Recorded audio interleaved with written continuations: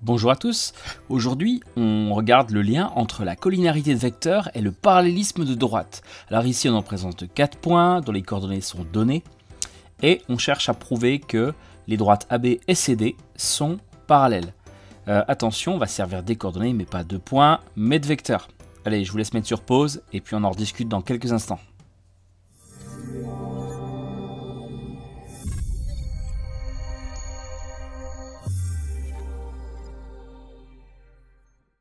Ici, on a vraiment besoin de connaître les coordonnées des vecteurs AB et CD.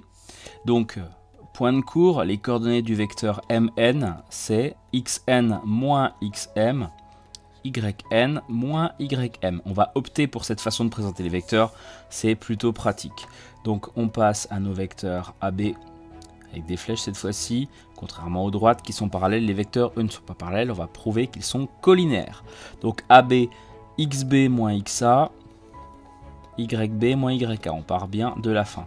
Ce qui donne donc pour le vecteur AB, on ne met pas de égal, XB c'est 7, XA c'est moins 5, donc moins 5, YB c'est moins 15 et YA c'est 16. Ce qui donne donc pour le vecteur AB, 7 moins 5 ça fait 7 plus 5 ça fait 12 et moins 15 moins 16 ça fait moins 31. Donc résultat important.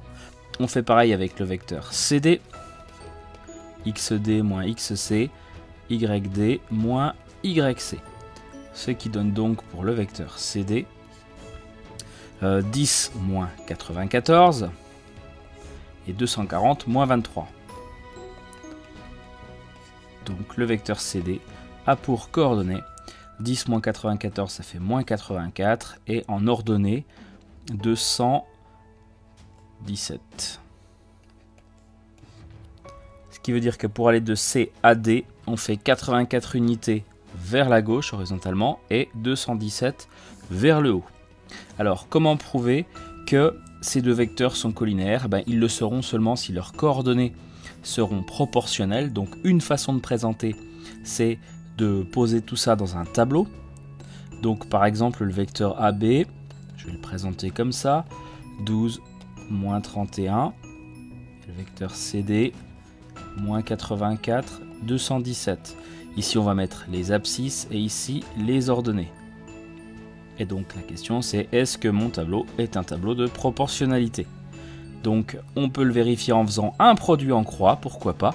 Si vous faites 12 fois 217, vous verrez que c'est la même chose que moins 31 fois moins 84. Je vous l'écris ici et je vous laisse le soin de le vérifier. Donc ça c'est à la calcul. On prouve que c'est la même chose en effet. Ou alors si vous préférez 12 fois 217 divisé par moins 31, ce qui donne moins 84. C'est pareil, hein. C'est ce qu'on appelle le produit en croix.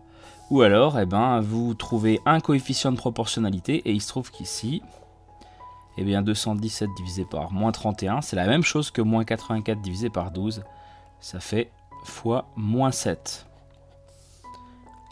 Donc on peut, comment on fait pour détecter, pour trouver ce moins 7?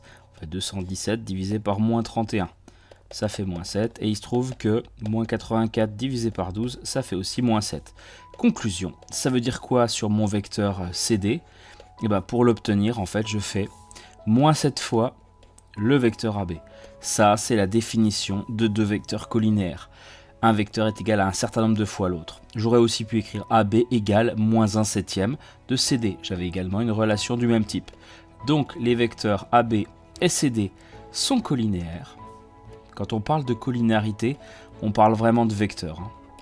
Et quand on parle de droite, on parle de parallélisme justement. Donc AB parallèle à CD. Voilà pour cet exercice, ce petit point méthode sur le parallélisme. Donc vraiment les vecteurs viennent nous soulager à ce niveau-là. A bientôt pour une prochaine. Tu as apprécié la vidéo? Elle a rectifié ton petit défaut de parallélisme? Super. Lâche un pouce, partage, commente.